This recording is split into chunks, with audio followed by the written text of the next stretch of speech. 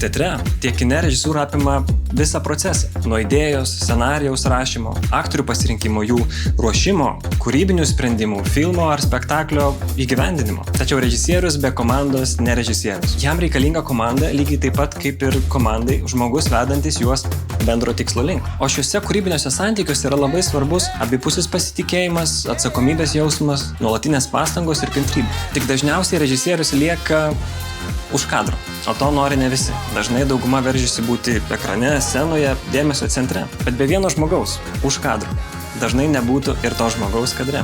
Režisierius stebi, mąsto, analizuoja, rizikuoja, įkvepia, dalinasi, diskutuoja, kuria kartu su savo komanda.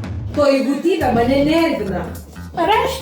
Taip, jūs! Dažnai žiūrint filmą ar spektaklį, žiūrovai įsimena režisieriaus ir pagrindinių aktorių vardus. Kitais komandos nariais, tiek esančiais kadre, tiek už kadro dažniausiai domisi kolegos, draugai ar gerbėjai, tačiau už visų komandos narių visuomet slepiasi dar vienas vardas. Vardas, kuris yra be galo svarbus ir kurio titruose nerasi. Vienas vardas, tačiau nebūtinai vieno žmogaus – mokytojas.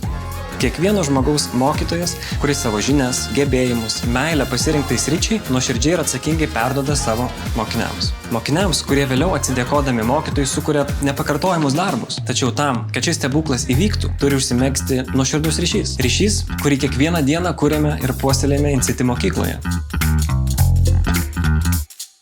Jaunam žmogui kino gamybos pamokos yra didelių kūrybinių bei techninių iššūkių visuma. Kartais sukurti net itin trumpą 1 minutės istoriją, kuri trauktų, jaudintų, įkvėptų, priverstų žiūrovų susimastyti, pasirodo nėra taip lengva. Tačiau kiekvienas susidūrimas su sunkumais tai tarsi naujos durys į sekantį daug įdomesnį, tačiau ir sudėtingesnį pasaulį. Jeigu su įgytomis žiniomis, gebėjimais ir pastangomis mokiniui duris pavyksta atrakinti, tai didelis džiaugsmas. Jo laukia nauji, didesni nuotykiai. Jeigu ne, vadinasi, sekančiam etapui jis dar nėra pasiruošęs. Ir šis nuolatinis procesas nėra lengvas, tačiau tobulėjimas reikalauja pastangų.